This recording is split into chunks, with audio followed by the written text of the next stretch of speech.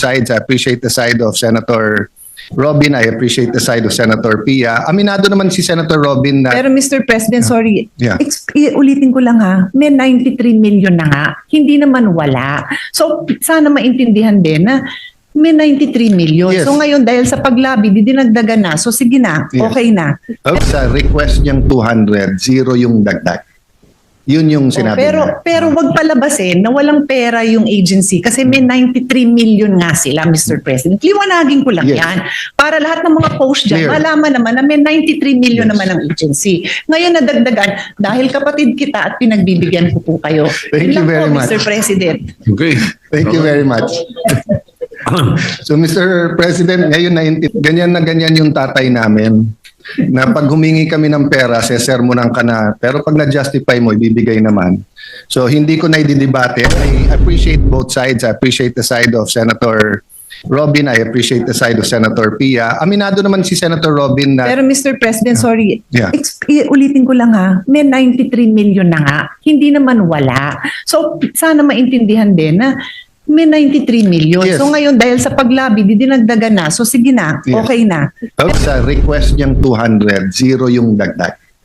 Yun yung sinabi niya. Pero wag palabasin na walang pera yung agency kasi may 93 million nga sila, Mr. President. Liwanagin ko lang Yes. yan.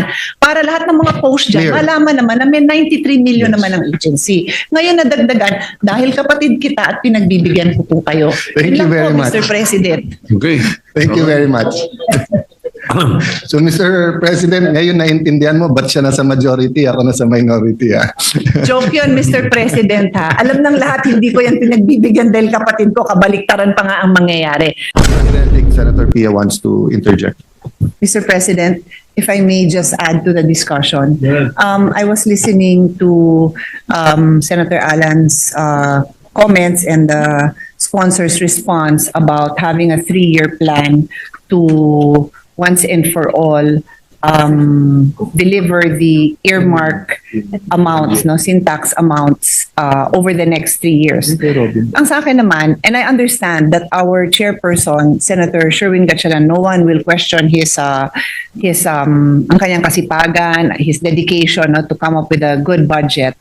But I'd like to propose that let's start the year 2026, right? Ibigay naman natin yung buong amount, 16B yung kulang. Kasi yun nga, 296 billion yung kulang. May 60B na binigay, so that's still mga 226, tama? Around 220 plus pa yung kulang. So over 3 years, that's going to be 70 billion. At least buuin natin, that's my appeal. Buuin naman natin para lahat tayo dito na gusto mangyari yun, lahat ng health advocates, lahat ng nangangako, and that's the DOH and PhilHealth na kaya nilang tuparin yung ZBB, give it a fighting chance by giving that entire amount for 2026. Deliver that entire amount, and that is 16 Yeah, which billion. for the record That is lacking. for the record it's 207 billion. At nilagay natin is ang kailangan ng PhilHealth according to Dr. Danz guys, the 147 plus the 60. Ang binibigay natin 130. So ang kulang natin for next year is 77. Well, just to be clear, yung pinopoint out ng advocates, and Dr. Danz is one of those, is yung shortage ng indirect contributions, no? Ang sa akin, but then the question will always be, where will you get the funds? Ito na nga yung funds. So I'm talking about the funding side. They're talking about what the law requires that you fund. The law requires that you fund these indirect contributors. Talagang tama yung numbers nila, kulang yan. I'm talking about may fund na nga eh. May fund na earmark, certified by BIR. Ibigay na lang. So I'm just saying that at the very, very least, because I honor the chairman's commitment to fix this over the next 3 years. Kaya lang, Mr. Chairman, 2 years ka na lang dito, hindi ka na senador. So paano tayo sa pangatlong taon? Kaya 2 years. Kaya 2 years. But yun sa akin naman, na show of good faith, buuin naman ng Senado yung syntax kasi this is not an unfunded law. This is the money has been collected. The money is sitting in some other department. Yeah. And I will let Senator Alan go into that. Nasaan ba? Nasa DPWH ba? I don't- Nalunod yeah, ba yun sa flood diverted. control? The money is there. It's collected. So Agree. it's our job to make sure that i-deliver yan sa PhilHealth. Yun lang naman kasi I cannot be complicit to this disappearance of these funds that have been collected, BIR certified. It has And been maybe for the collected, Mr. people who are President. watching us, Senator Pia, we can explain why. Kasi kung every year, mag-argue pa tayo between what's urgent, what's important, and what's in FAD, mahirap. That's why nga nilagay sa batas yung earmarking. Because we know, sundin nyo lang yung earmarking, Yun lang. magkakaroon ng sufficient fund because we know, pag healthy ang citizenry, productive. Especially if you start sa primary health. Pero kung hindi healthy ang citizenry, kahit anong gawa mo ng airport, tourism, kahit, di ba, that's why nga EDCOM goes into stunting Dahil nga, hindi lang naman yung tinuturo mo. Kamusta ang physical, emotional, mental na kalagayan ng bata pagpasok sa school. So, well taken yung interjection, but yun nga, yung sa akin naman ang point of view ko simple lang, no?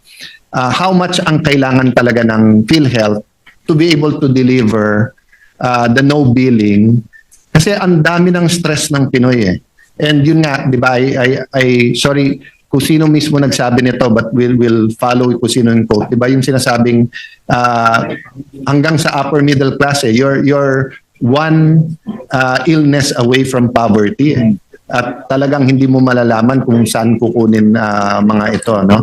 So, Mr. President, Mga vulnerable Yeah. sectors. I might forget lang, no? Because nga yung, I'm speaking actually, Senator Joel and I are speaking for the whole 9-person minority. I haven't been in touch with Senator Bato, but katulad ng Mindanao Railway, every hearing binabanggit niya So I'm doing my part to express his wishes. Alam ko na expropriate na yata yung lupa niya dun. Yeah. If I'm not mistaken. Yung bahay na bato, Yung bahay na- tatamaan ng ng bahay ni bato, hindi bahay ng na bato. Bahay ni bato tatamaan ng railway, which he gladly gave up for as long as matuloy yung project. So sa tanong naman ni Senator Robin, no, about I think some of the letters were sent to the subcommittee chairperson, Senator Pia. So I see it reflected naman just for the record, no. So may additional 100 million, tama? Sa Yeah. National Commission on Indigenous Actually, People. until 10 o'clock, nag-uusap pa ho kami ni Senator Pia. But I'll let Senator Pia answer that. And I will warn everyone, I am not as calm as the chairman when it comes to this topic because as I said during the defense of the budget, and I think all our colleagues can attest that in the 7 years that I've handled the budget, I follow our protocols. I'm very consistent. We give every agency the opportunity to make their appeals during the hearing or briefing. We give them a deadline so that we can include if they are able to comply and if they're able to satisfy the requirements. We include it in the committee report that we submit to the chairperson. May sulat na pinadala. Wala naman detalye. 200 million for mapping and cadastral survey and mapping. 200 million. Something like that. I always ask the agency to justify. Malay ko ba kung magkano magpa-mapping? Malay ko ba kung isang engineer lang gagawa nun? Malay ko ba kung mag-hire sila ng isang construction firm to handle that? And remember, with all the anomalies going on, we have to be careful.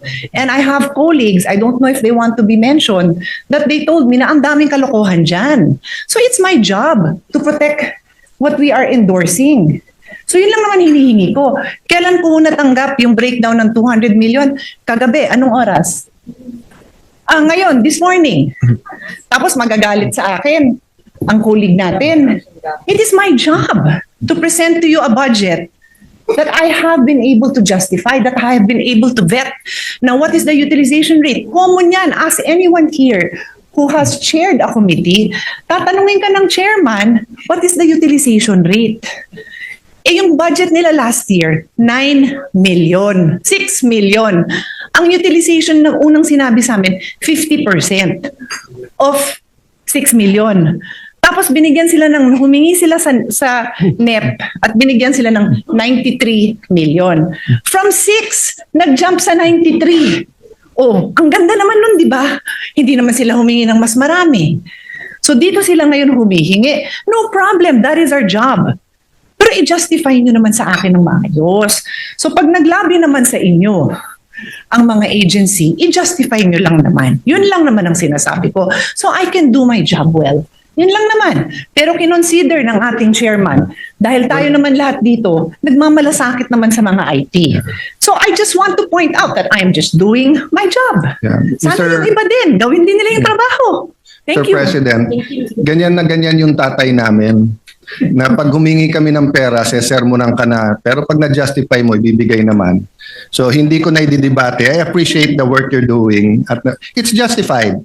You know, kung ang titingnan natin ay yung law utilization, wala tayong bibigyan na departamento kasi kalahati ng departamento natin, mababa yung utilization. Now, yung kadastre, yes, madaming anomalya, pero mas malaking anomalya yung nagkakamkam ng lupa at yung napapatituluhan nila sa pangalan nila nasa IP. So again, no, I appreciate both sides. I appreciate the side of Senator Robin. I appreciate the side of Senator Pia. Aminado naman si Senator Robin na Pero Mr. President, sorry, Yeah. ulitin ko lang ha, may 93 million na nga, hindi naman wala. So sana maintindihan din na may 93 million. Yes. So ngayon dahil sa paglabi, dinagdagan na. So sige na, Yes. okay na. Pero Okay. may 93 million, hindi zero ang binigay. Nabigyan sila ng 93 million. He never from said 6 zero. million. He said sa request niyang 200, zero yung dagdag. Yun yung sinabi niya. Pero wag palabasin na walang pera yung agency kasi may 93 million nga sila, Mr. President. Liwanagin ko lang Yes. yan. Para lahat ng mga post dyan, Clear. malaman naman na may 93 million Yes. naman ang agency. Ngayon nadagdagan, dahil kapatid kita at pinagbibigyan ko po kayo. Thank Yun you lang very po, much. Mr. President. Okay. Thank you very much. So Mr. President, ngayon naintindihan mo ba't siya nasa majority, ako nasa minority.